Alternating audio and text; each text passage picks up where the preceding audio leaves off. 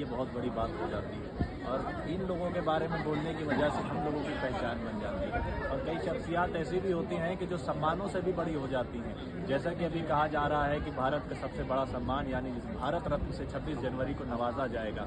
इस भारत रत्न से 26 जनवरी को नवाजना और इतने सालों के बाद नवाजना, ये तो हमारी बदकिस्मती है कि हम इस शख्सियत को इसकी दुनिया से जाने के बाद समझ पाए हैं, बल्कि इसकी असल कद्र हमें इसके दुनिया में रहते हुए समझनी चाहिए थी। यह अलग बात है कि हम सूरज की कद्र तब नहीं करते हैं कि जब वो आसमान पर रहता है, सूरज की कद्र तब करते हैं कि जब वो डूब जाता है और अंधियारा छा जाता है, तब हमें समझ में आता है कि सूरज से हमें क्या फायदा था। इसी तरीके से ऐसी शख्सियात के जो एक जमाने तक सदी को रोशन करती रहीं, इन शख्सियात की अहमियत हमें आज समझ में आती है कि जब हर तरफ सिर्फ और सिर्फ अंधियारा छाया हुआ है, और ऐसा अंधियारा कि जिसको धोखेबाजी का अंधियारा कहते हैं, जिसको नफरत का अंधियारा कहते हैं, जिसको दुश्मनी का अंधियारा कहते हैं, इसी दुश्मनी के अंधियारे में ऐसी शख्सियात अपने दिल को जलाकर समाज को रोशनी देने का काम कर रही थी। और इन शख्सियात के हवाले से ये चंद अफराद यहाँ पर इकट्ठा हुए हैं, तो ये बड़े अफसोस की बात है कि ये लोग के जो देख रहे हैं दूर से और शामिल नहीं हो रहे हैं, इनके लिए यही शब्द इस्तेमाल करूंगा कि ये अफराद वो अफराद हैं कि जो एहसान फरामोश हैं। ये वही अफराद हैं कि जो गांधी जयंती के दिन भी